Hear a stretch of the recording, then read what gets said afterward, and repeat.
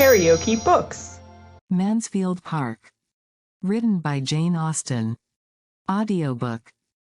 Chapter 39. Could Sir Thomas have seen all his niece's feelings, when she wrote her first letter to her aunt, he would not have despaired.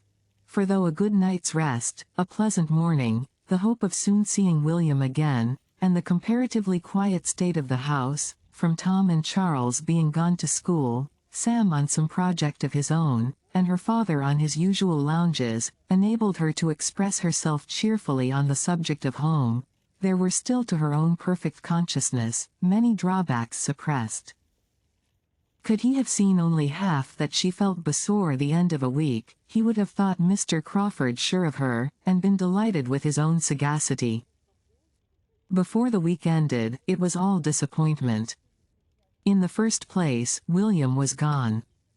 The Thrush had had her orders, the wind had changed, and he was sailed within 4 days from their reaching Portsmouth, and during those days, she had seen him only twice, in a short and hurried way, when he had come ashore on duty. There had been no free conversation, no walk on the ramparts, no visit to the dockyard, no acquaintance with the Thrush, nothing of all that they had planned and depended on. Everything in that quarter failed her, except William's affection. His last thought on leaving home was for her. He stepped back again to the door to say, "Take care of Fanny, mother. She is tender, and not used to rough it like the rest of us. I charge you, take care of Fanny." William was gone, and the home he had left her in, was, Fanny could not conceal it from herself, in almost every respect, the very reverse of what she could have wished. It was the abode of noise, disorder, and impropriety. Nobody was in their right place, nothing was done as it ought to be. She could not respect her parents, as she had hoped.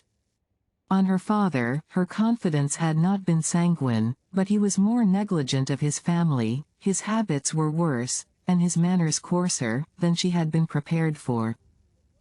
He did not want abilities, but he had no curiosity, and no information beyond his profession. He read only the newspaper and the Navy List. He talked only of the dockyard, the harbor, Spithead, and the Mother Bank. He swore and he drank, he was dirty and gross. She had never been able to recall anything approaching to tenderness in his former treatment of herself. There had remained only a general impression of roughness and loudness, and now he scarcely ever noticed her, but to make her the object of a coarse joke. Her disappointment in her mother was greater. There she had hoped much, and found almost nothing. Every flattering scheme of being of consequence to her, soon fell to the ground. Mrs. Price was not unkind, but, instead of gaining on her affection and confidence, and becoming more and more dear, her daughter never met with greater kindness from her, than on the first day of her arrival. The instinct of nature was soon satisfied, and Mrs. Price's attachment had no other source. Her heart and her time were already quite full, she had neither leisure nor affection to bestow on Fanny. Her daughters never had been much to her. She was fond of her sons, especially of William, but Betsy was the first of her girls whom she had ever much regarded. To her, she was most injudiciously indulgent. William was her pride, Betsy, her darling, and John, Richard, Sam, Tom, and Charles, occupied all the rest of her maternal solicitude, alternately her worries and her comforts. These shared her heart, her time was given chiefly to her house and her servants.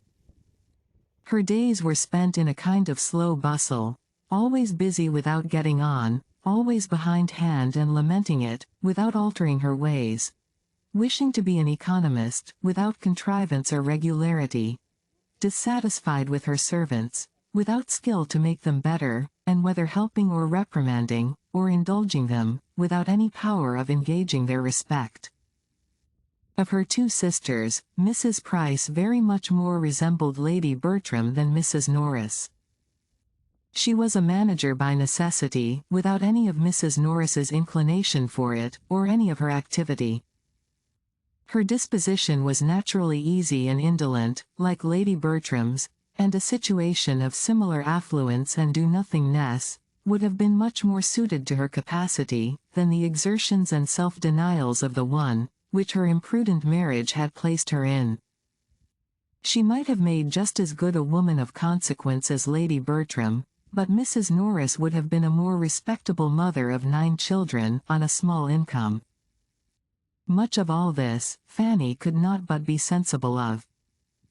She might scruple to make use of the words, but she must and did feel that her mother was a partial, ill-judging parent, a dawdle, a slattern, who neither taught nor restrained her children, whose house was the scene of mismanagement and discomfort from beginning to end, and who had no talent, no conversation, no affection towards herself, no curiosity to know her better, no desire of her friendship, and no inclination for her company that could lessen her sense of such feelings. Fanny was very anxious to be useful, and not to appear above her home, or in any way disqualified or disinclined, by her foreign education, from contributing her help to its comforts, and therefore, set about working for Sam immediately, and by working early and late, with perseverance and great dispatch, did so much that the boy was shipped off at last, with more than half his linen ready. She had great pleasure in feeling her usefulness, but could not conceive how they would have managed without her.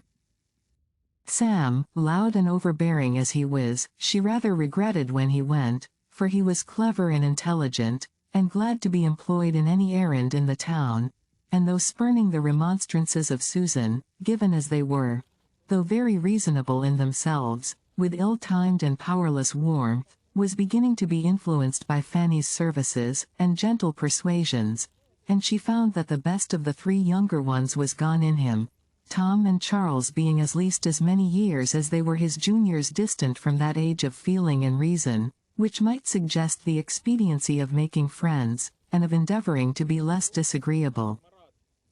Their sister soon despaired of making the smallest impression on them. They were quite untamable by any means of address which she had spirits or time to attempt.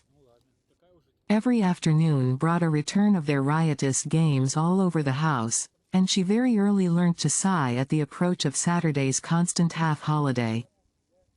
Betsy too, a spoilt child, trained up to think the alphabet her greatest enemy, left to be with the servants at her pleasure, and then encouraged to report any evil of them, she was almost as ready to despair of being able to love or assist, and of Susan's temper, she had many doubts. Her continual disagreements with her mother, her rash squabbles with Tom and Charles, and petulance with Betsy, were at least so distressing to Fanny, that though admitting they were by no means without provocation, she feared the disposition that could push them to such length, must be far from amiable, and from affording any repose to herself. Such was the home which was to put Mansfield out of her head, and teach her to think of her cousin Edmund with moderated feelings. On the contrary, she could think of nothing but Mansfield, its beloved inmates, its happy ways. Everything where she now was in full contrast to it. The elegance, propriety, regularity, harmony, and perhaps, above all, the peace and tranquility of Mansfield, were brought to her remembrance every hour of the day, by the prevalence of everything opposite to them here.